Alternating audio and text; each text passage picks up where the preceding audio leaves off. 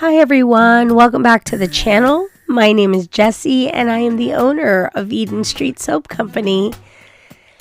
I really appreciate everyone and thank you so much for joining today. To all of my current subscribers and new subscribers, thanks so much. I do this for you guys, and if you have any questions, feel free to ask. I'm happy to answer them, and I attempt to do it pretty quickly when you leave a question. To anybody who's new here or you've watched a couple videos and you're on the fence, hit that subscribe button. It's one subscription that doesn't cost anything. It's totally free. So yeah, if you like what you see, please subscribe. I'd love it, and I'd appreciate having new members of the Soapy family. So now let's get on with the video. All right, so as you can see, I already started the prep work for my soap. Today is going to be my version of a crystal gem soap. And what I mean by crystal gem is a lot of people have done something similar. Some people have called it a geode soap. Other people have called it crystal soap. Other people have called it amethyst soap. We're doing the name crystal gem. I just like the way it sounds.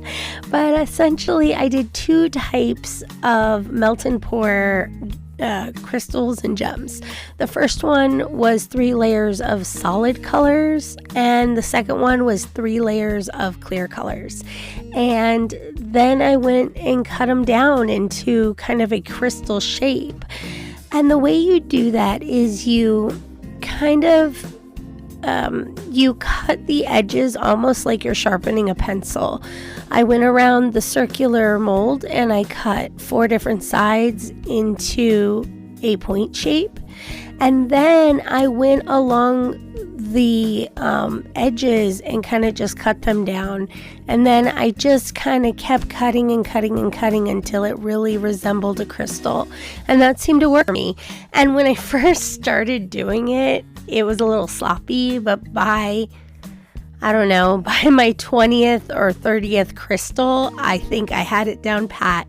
So with this, it is definitely practice. And the neat thing about working with melt and pour is if you're unhappy with your results, you can just remelt it and do it again. So yeah, that's what I did. So then I let it cool completely and I put them to the side, and then I started my soap the next day. Alright, so in the video, I prepared my mold. It is a silicone mold inside of a wood box, but I like to add a little extra paper because I find that it helps it when I remove the mold. That's all. I mean, when I take the soap out, it just helps it peel apart easier than me trying to extract it from silicone. So it's a personal choice, but you can do it or not do it. I wonder if you guys can hear the rain behind me. It's storming here in Pennsylvania. So I add a bunch of different colors, and I knew I wanted to stick with the color choices of teal, blue, purple, and then maybe another shade of blue. Those were really my colors. I thought they went well with gems, and I just kind of layered it in. I didn't do a specific type of swirl. I kind of tilted up at an angle at one point to try to give the illusion of it making a wave. But other than that, I just poured it in, mixed it up willy-nilly, and just kind of did it that way. I think the biggest thing I did was take a spoon and mixed it around in a circle. Other than that, there's no specific swirl to this. Alright, so once I mixed everything in there, I smoothed out the top and then used the back of my plastic spoon to make a little divot in the center. And the reason I did that is my longer crystals are going to go in the middle, my shorter crystals are going to go on the edge. I just thought it might hold better in there. It was a personal choice, and if you do the same soap, you can go about it however you want. I just thought it might look nicer.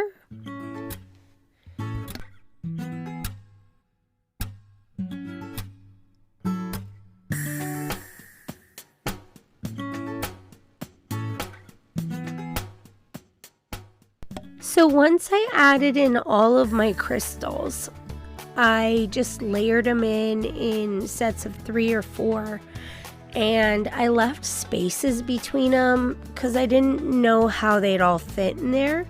But then instead of adding more crystals in and crowding it, I decided to take some of the shreds from my melt and pour, where I made the shavings earlier, and I kind of put them in between all the open spaces. Some of them I cut into small little pieces. Other ones I just took entire shreds out of the bag I had put to the side. And it didn't matter which way I did it. It looked exactly the same. They all just kind of got pushed into the cold process soap. So, I mean, if I sat there and I cut them up, maybe it would have more of a uniform look, but I think it looked fine either way when I compared it.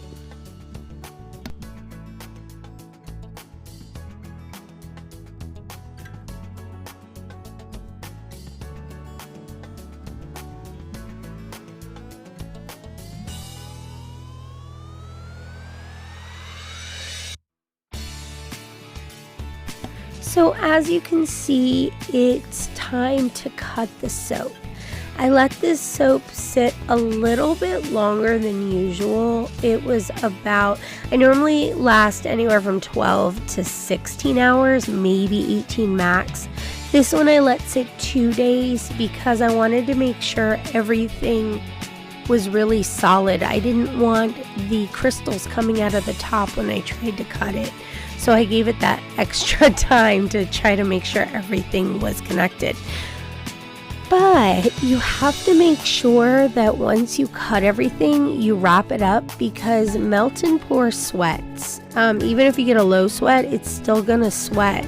So make sure you wrap everything up in either plastic or with cellophane right after you cut it. So I cut my soap, gave it about another day to dry, and then wrapped each bar up just to protect it.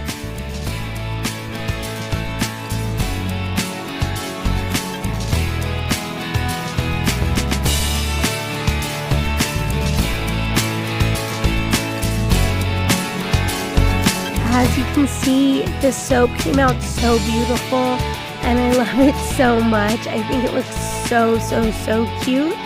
And I'm going to say a quick note to my subscribers. Thanks so much for sticking with me and watching videos and leaving comments and likes. I love it so much. Thank you so much. Have a great day. Bye. Oh yeah, one more thing. Be sure to subscribe, okay? All right, bye. Okay, I've got one more thing. If you want to learn how I make melt and pour, let me know. Comment in the comments. I will teach you guys how to make your own melt and pour, and I have a really easy recipe. So, yeah, leave it down in the comments if you're interested in that. Okay, this is really the last time. Bye, everybody. Thanks so much for watching. Subscribe.